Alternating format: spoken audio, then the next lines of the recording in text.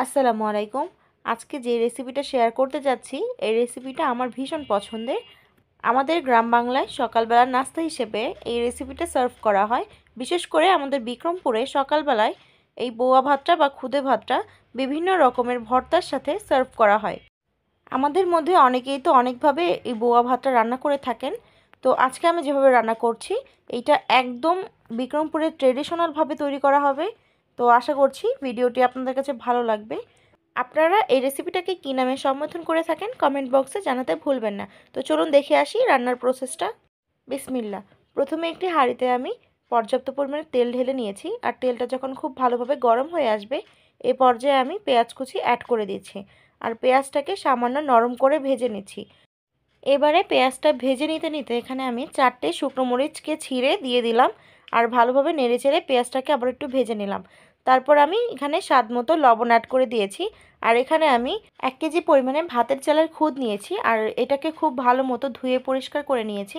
তারপর এই পেঁয়াজের সাথে খুব ভালো মতো এটাকে মিশিয়ে নিচ্ছি। এখন আমি এই খুদগুলোকে খুব ভালো মতো কষিয়ে নিচ্ছি। খুদগুলোকে কষিয়ে নিতে নিতে এখানে আমি মিডিয়াম সাইজের 4টে আলু কেটে নিয়েছি।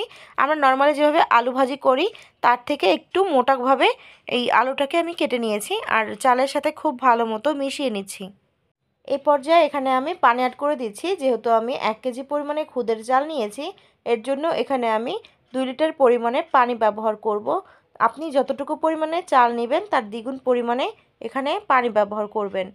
আর এখানে আমি কুসুম গরম পানিটা ব্যবহার করেছি। তারপর এখানে আমি পোলাও পাতা আর কাঁচামরিচ দিচ্ছি।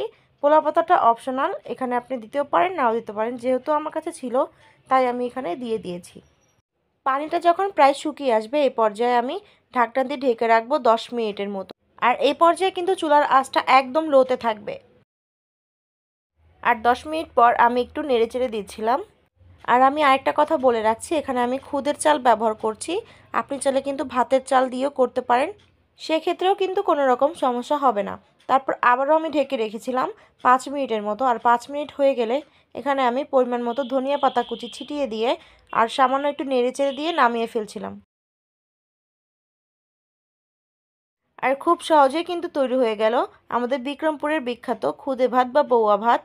এই খুদে ভাত বা বৌয়া ভাতটা যদিও খুব কম মশলায় তৈরি হয়ে যায়, এটা খেতে কিন্তু ভীষণ মজা। এই বৌয়া ভাতের সাথে যদি ডিম ভাজা আর হরেক রকমের ভর্তা থাকে তাহলে কিন্তু শীতকালের সকালটা একদম জমে ঘি হয়ে যায়। বিশ্বাস করেন, এটা এত মজা হয়। কেউ যদি এই রেসিপিটি ট্রাই করে না থাকেন, আজই আমার রেসিপিটি ফলো করে একবার হলেও এটা ট্রাই করে দেখেন। এটা অনেক বেশি মজার হয়। আজকের মতো বিদায় নিয়ে নিচ্ছি। দেখা হবে অন্য একটি পর্বে। সেই পর্যন্ত ভালো থাকবেন, সুস্থ থাকবেন। আল্লাহ হাফেজ।